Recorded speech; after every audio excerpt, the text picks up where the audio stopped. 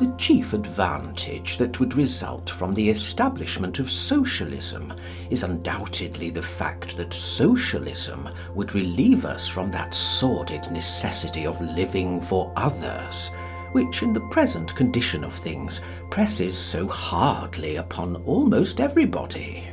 In fact, scarcely anyone at all escapes.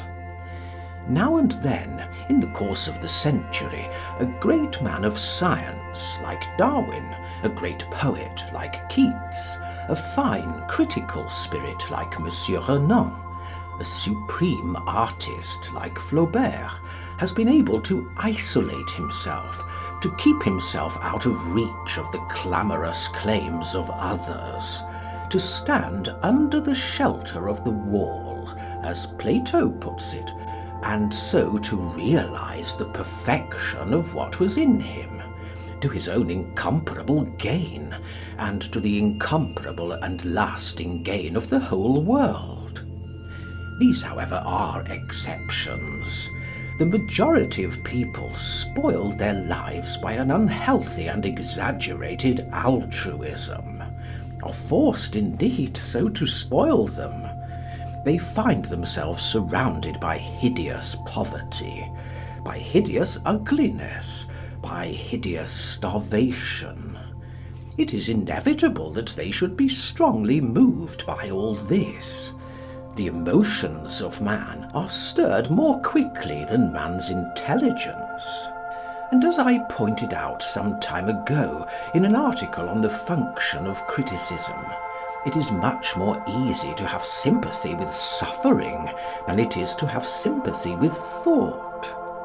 Accordingly, with admirable though misdirected intentions, they very seriously and very sentimentally set themselves to the task of remedying the evils that they see. But their remedies do not cure the disease. They merely prolong it. Indeed, their remedies are part of the disease.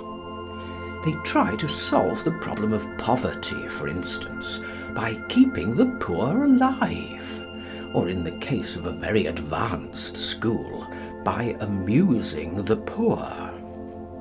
But this is not a solution. It is an aggravation of the difficulty.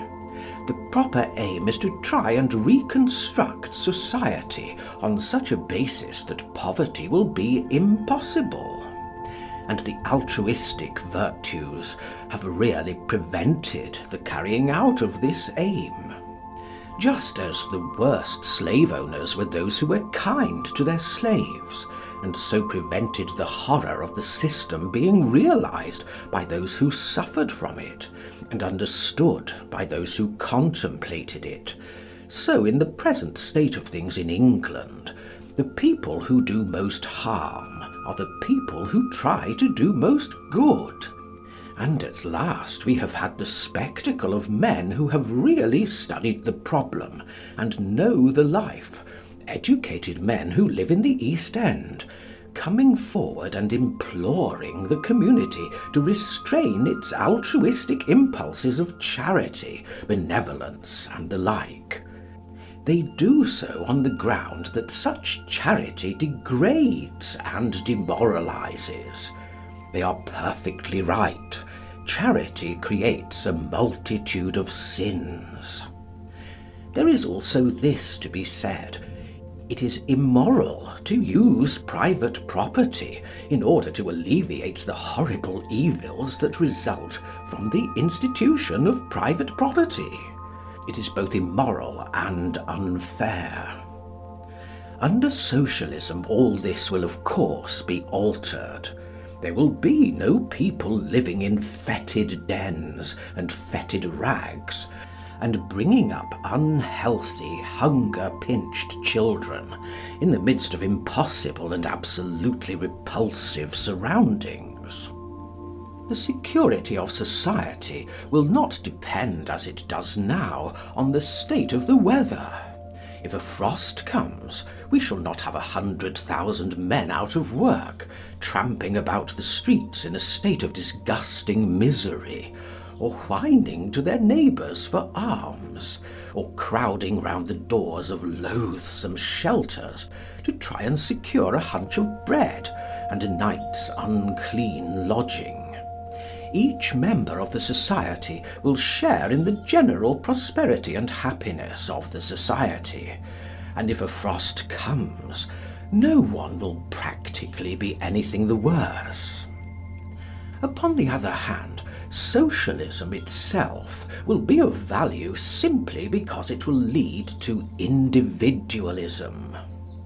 Socialism, communism, or whatever one chooses to call it, by converting private property into public wealth and substituting cooperation for competition, will restore society to its proper condition of a thoroughly healthy organism, and ensure the material well-being of each member of the community. It will, in fact, give life its proper basis and its proper environment. But for the full development of life to its highest mode of perfection, something more is needed. What is needed is individualism. If the socialism is authoritarian, if there are governments armed with economic power, as they are now with political power, if, in a word, we are to have industrial tyrannies, then the last state of man will be worse than the first.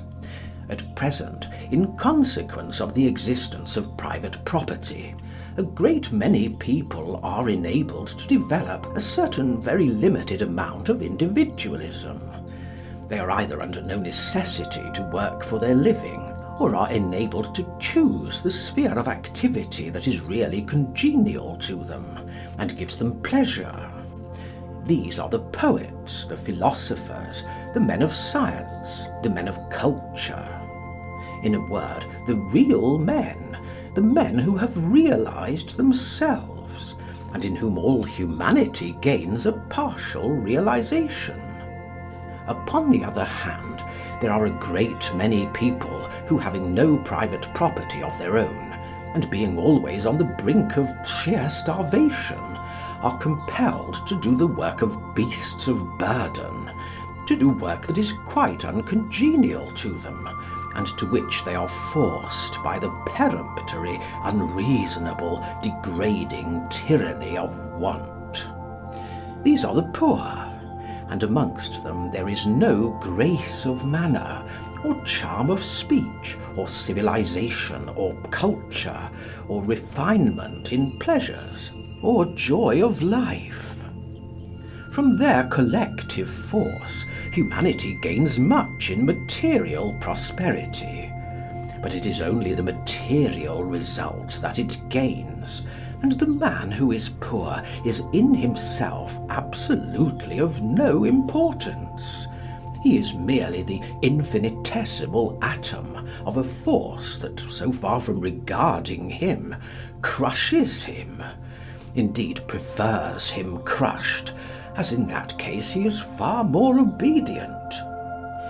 Of course, it might be said that the individualism generated under conditions of private property is not always, or even as a rule, of a fine or wonderful type, and that the poor, if they have not culture and charm, have still many virtues. Both these statements would be quite true. The possession of private property is often extremely demoralising, and that is of course one of the reasons why socialism wants to get rid of the institution. In fact, property is really a nuisance. Some years ago, people went about the country saying that property has duties. They said it so often and so tediously that at last the church has begun to say it. One hears it now from every pulpit. It is perfectly true. Property not merely has duties, but has so many duties that its possession to any large extent is a bore. It involves endless claims upon one, endless attention to business, endless bother. If property had simply pleasures, we could stand it, but its duties make it unbearable. In the interest of the rich, we must get rid of it. The virtues of the poor may be readily admitted, and are much to be regretted. We are often told that the poor are grateful for charity. Some of them are, no doubt, but the best amongst the poor are never grateful. They are ungrateful, discontented, disobedient, and rebellious. They are quite right to be so. Charity they feel to be a ridiculously inadequate mode of partial restitution, or a sentimental dole, usually accompanied by some impertinent attempt on the part of the sentimentalist to tyrannize over their private lives. Why should they be grateful for the crumbs that fall from the rich man's table? They should be seated at the board, and are beginning to know it. As for being discontented, a man who would not be discontented with such surroundings and such a low mode of life would be a perfect brute. Disobedience, in the eyes of anyone who has read history, is man's original virtue. It is through disobedience that progress has been made, through disobedience and through rebellion. Sometimes the poor are praised for being thrifty. But to recommend thrift to the poor is both grotesque and insulting. It is like advising a man who is starving to eat less. For a town or country labourer to practise thrift would be absolutely immoral. Man should not be ready to show that he can live like a badly fed animal. He should decline to live like that, and should either steal or go on the rates, which is considered by many to be a form of stealing. As for begging, it is safer to beg than to take, but it is finer to take than to beg. No, a poor man who is ungrateful, unthrifty, discontented, and rebellious is probably a real personality, and has much in him. He is at any rate a healthy protest. As for the virtuous poor, one can pity them, of course, but one cannot possibly admire them. They have made private terms with the enemy, and sold their birthright for very bad pottage.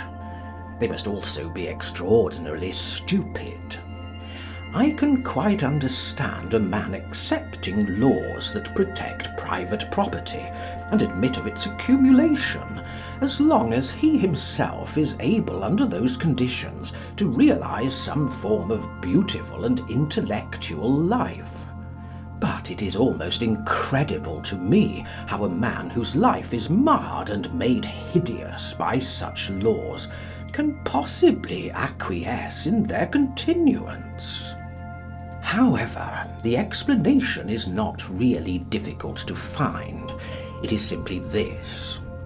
Misery and poverty are so absolutely degrading, and exercise such a paralysing effect over the nature of men, that no class is ever really conscious of its own suffering.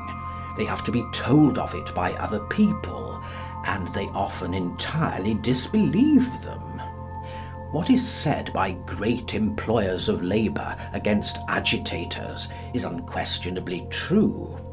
Agitators are a set of interfering, meddling people who come down to some perfectly contented class of the community and sow the seeds of discontent amongst them. That is the reason why agitators are so absolutely necessary.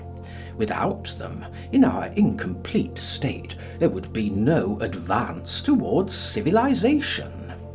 Slavery was put down in America, not in consequence of any action on the part of the slaves, or even any express desire on their part that they should be free.